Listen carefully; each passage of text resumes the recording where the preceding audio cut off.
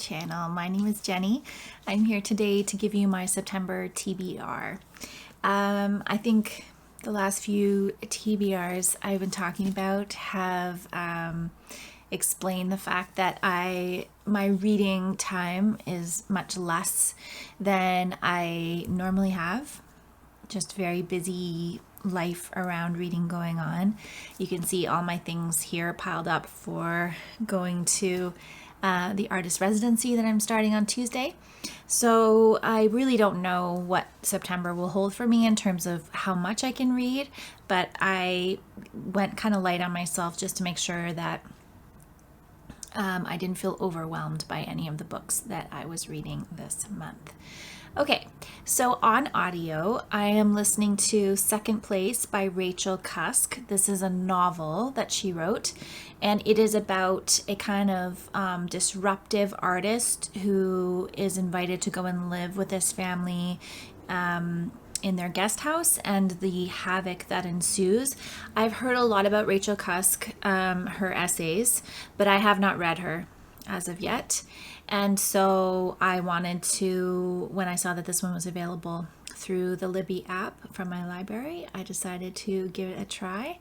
And yeah, I think it'll be an interesting experiment. And again, it's along the subject matter of art. So I really think that novels with art themes will kind of be a little niche that I will develop in my reading going forward. For nonfiction this month, I decided to read We Have Always Been Here by Samra Habib. This book won the Canada Goodreads challenge in 2020. This is a memoir. And it's, the subtitle is a queer Muslim memoir.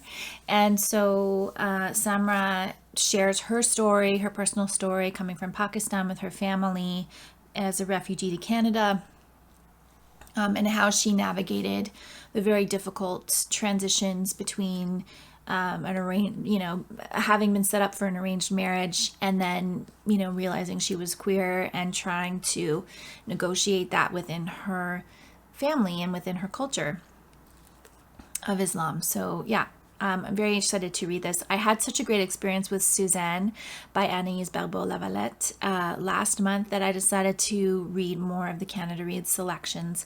So I think for the rest of the year, I'll kind of read one a month from the top 5 or from the winners going forward. I picked out 2 novels to read this month. And one of them is by Maggie O'Farrell, The Vanishing Act of Esme Lennox. This is one of her older novels. I've had it on my TBR for a very long time. This is from 2006.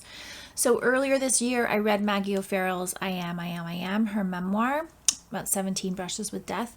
I really enjoyed it. And so I saw this at the library. I knew it was on my TBR list, one of the oldest books on my TBR list. And so I wanted to give it a try. This is set in Edinburgh in kind of 2 timelines. So the 1930s is Esme Lennox's timeline.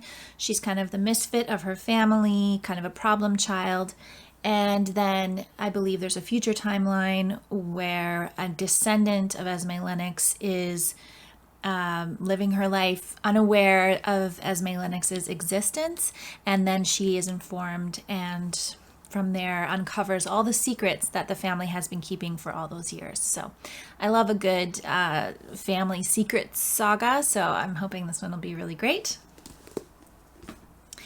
And I'm going to be doing a buddy read with Madelyn from MadeWithBooks of The Housekeeper and the Professor by Yoko Ogawa. So I know this book has delighted many of my favorite booktubers, so I'm excited to finally get to it myself. If you, for some reason, have never heard of this and do not know what the plot is, this is about a professor who has a brain injury, a math professor who has a brain injury, and his short-term memory has been damaged. And so he can only remember 80 minutes and then everything restarts again. and a young mother with her and her son become this man's housekeeper. And this book chronicles how they interact day to day when he forgets who she is after 80 minutes and has to be reintroduced. So yeah, it's apparently delightful and wonderful and life affirming. And I just thought I'm really excited to buddy read this with Madeline and to finally read this after hearing so much about it for so long on BookTube. I have also started a little art book feature. So in terms of art books, what I mean by that is, kind of bigger coffee table art books. And I'm kind of doing that feature over on Instagram. So if you don't follow me on Instagram, my handle, I'll put it down below, but it's at Jenny Johnston Artist. And I do share what I'm reading on there. I also share, like I said, I'm going to start sharing an art book feature just to talk more about art books in general on Instagram and share about them. And that is what I'm reading for the month of September. I will, of course, be adding more in there if for some reason I get through these books much more quickly than I thought, but I am not going to hold my breath on that one.